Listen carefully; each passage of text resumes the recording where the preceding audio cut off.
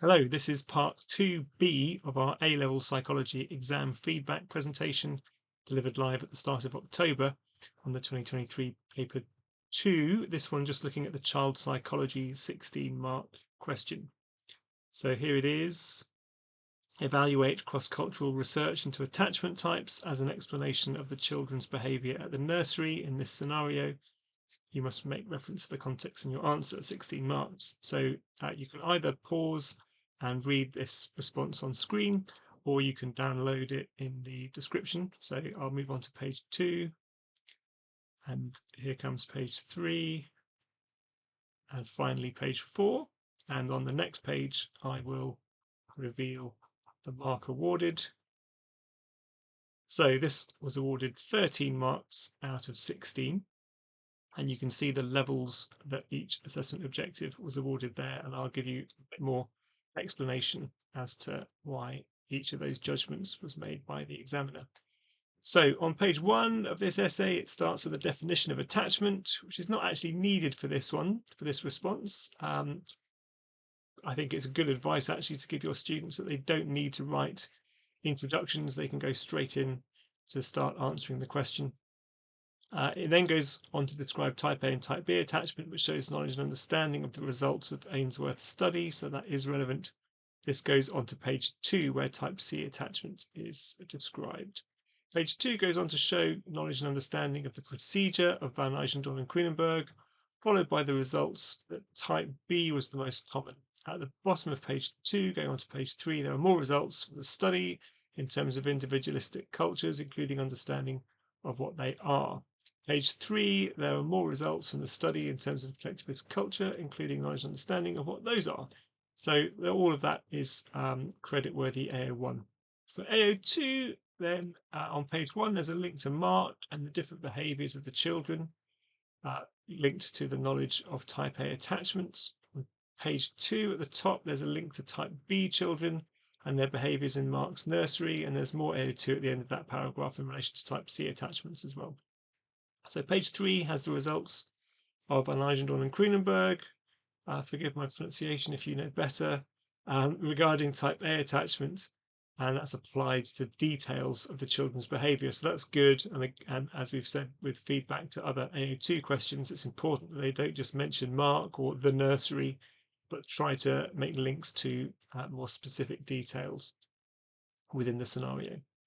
And page 4, the conclusion is applied to the children at the nursery as well.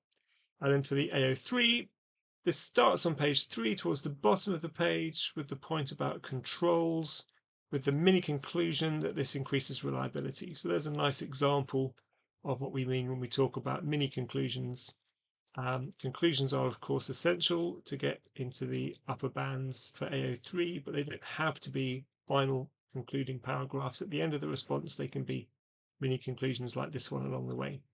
To make this argument well developed, the candidate could have explained how or why it increases reliability, so they didn't quite follow through with that one. Page 4 is all evaluative comments. This is the point about it being ethnocentric, which is developed using the point about the size of the sample. There is also the point about it being a meta-analysis, which increases validity. Again, this could be explained. Why does it being a meta-analysis increase the validity? That's left out. This is followed by the point about how there are several studies which support the findings. There is also a conclusion on page 4, although this is imbalanced. There are other conclusions within the essay. So a balanced conclusion.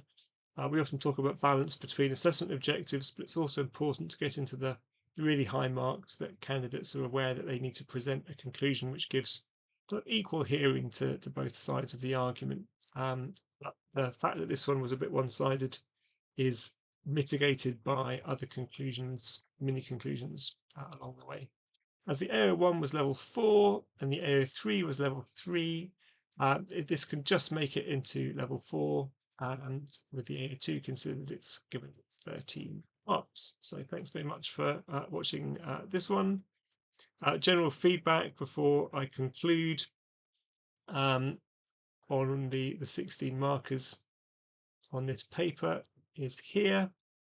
And so the first point is about not just listing the types of attachment, but making sure that they really show that they have good knowledge of those points and understand that these essays are looking for quite deep knowledge and understanding. They need to describe what they are in relation to the question. Point 2 here. So this response was a pretty good example of this. They need to try to add a range of details from the scenario, not just one or two, certainly not just the name. And as well as applying it to the AO1, they should try and apply it to the AO3 as well. So that's what sustained AO2 means, making links to both the knowledge and the evaluative ideas.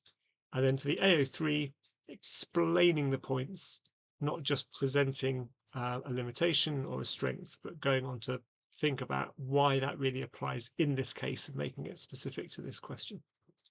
So those are my contact details. Once again, if you'd like to look at those, thanks very much for watching.